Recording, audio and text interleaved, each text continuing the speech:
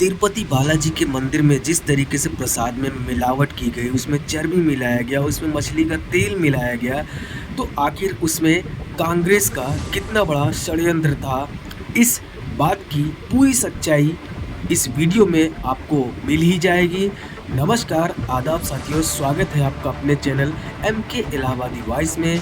मैं हूं आपका दोस्त एंड होस्ट MK इलाहाबादी। लेकिन दोस्तों, सबसे पहले हम ये जानेंगे कि आखिर प्रसाद का वो सैंपल रिपोर्ट क्या था, जिसमें क्या क्या मिला, ये जान लेते हैं।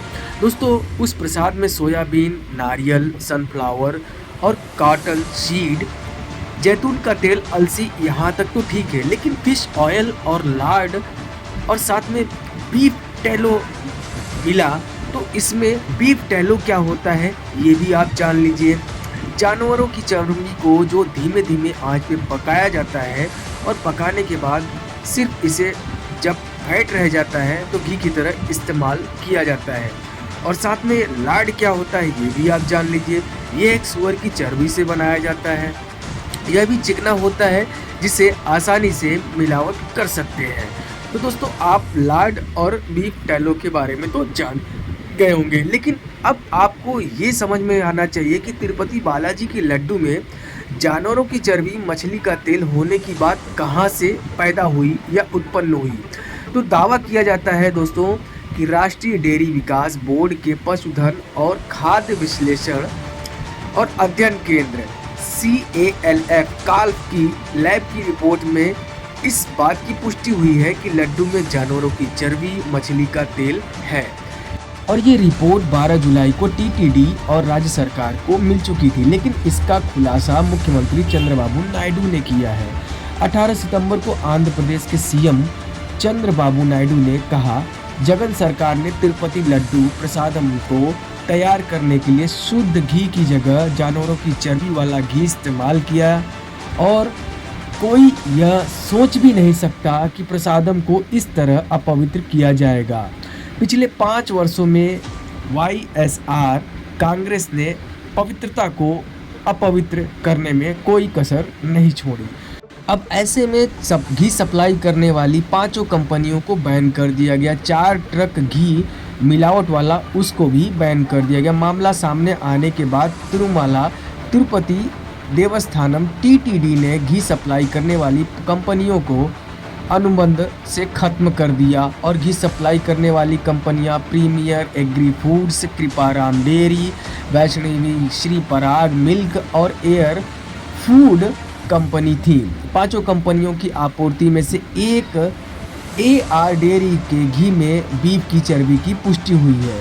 कंपनी के 4 ट्रक में अशुद्ध घी पुष्टि हुई है और हाल फिलहाल इन 5 कंपनियों से अनुबंध खत्म कर दिया गया है और पुरानी कंपनी को फिर से वापस बुला लिया गया है। अब दोस्तों, ऐसे में जो बात उत्पन्न हो रही है कि पूर्व CM जगनमोहन रेड्डी ने अपने आरोपों पर पहली बार प्रतिक्रिया दी। उन्होंने कहा, CM चंद्रबाबू नायडू ने जुलाई की लैब रिपोर्ट दिखाई है, तब वे CM बन चुके थे, अब तक चुप क्यों रहे। रेड्डी ने कहा कि नायडू राजनीतिक फायदे के लिए भगवान का इस्तेमाल कर रहे हैं। जगन रेड्डी ने कहा कि नायडू ने तथ्यों को तोड़ मरोड़ कर पेश किया।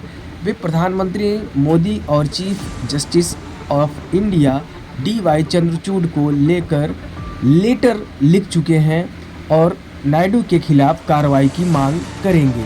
अब ऐसे में यहाँ पे प्रश्न उठता है कि राहुल गांधी जी ने क्या कहा। दोस्तों, ऐसे में राहुल गांधी जी ने एक ट्वीट किया जिसमें लिखा उन्होंने कि ये धार्मिक आस्था पर बहुत बड़ा प्रतिघात है और इसकी हम निंदा करते हैं। इस तरीके से उन्होंने ये ट्वीट लिखा जो आपके सामने है। तो उसका हिंदी सारांश मैंने आपको समझा दिया। अब दोस्तों, प्रश्न उठता है कि तिरुपति के प्रसाद में बीफ का कांग्रेस से क्या लेना देना है, कांग्रेस का इसमें क्या षड्यंत्र है। ऐसा राजस्थान के न्यूज़ 18 चैनल से एक थंबनेल में लिखा गया है। इस पर सुप्रिया श्रीनाथे ने क्या ट्वीट किया है। न्यूज़ 18 राजस्थान के YouTube चैनल पर एक झूठा और भ्रामक करने वाला थंबनेल लगाया गया था। तिरुपति बालाजी के प्रसाद में हुई मिलावट पर शो था। पूरे शो में कांग्रेस का नाम तक नहीं लिया गया था, लेकिन थंबनेल में इसे कांग्रेस का षड्यंत्र बता दिया गया। मैंने न्यूज़ 18 के सबसे शीर्ष संपादकों से जब तक बात की तो उन्होंने खेद व्यक्त करते हुए वीडियो को प्राइवेट किया और थंबनेल बदला जा रहा है, ऐसा कहा।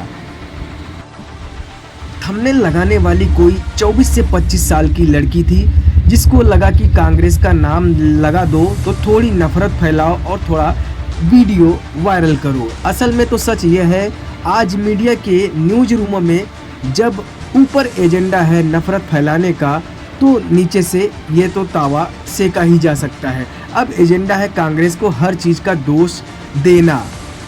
लेकिन दोस्तों, जिस कांग्रेस का नाम लिया जा रहा है षड्यंत्र के रूप में, तो उस कांग्रेस का मैं आपको बता दूं कि 5 साल 100 दिन तक वहां से कोई वास्ता ही नहीं था, क्योंकि वो सरकार में है ही नहीं। अब दोस्तों, ऐसे में आप लोगों की क्या प्रतिक्रिया है, कमेंट बॉक्स में ज़रूर बताइएगा। मिलते हैं नेक्स्ट वीडियो में नई सच्ची कहानी के साथ, क्राइम की कहानी के साथ। तब तक के लिए अपना ख्याल रखिएगा। धन्यवाद। जय हिंद।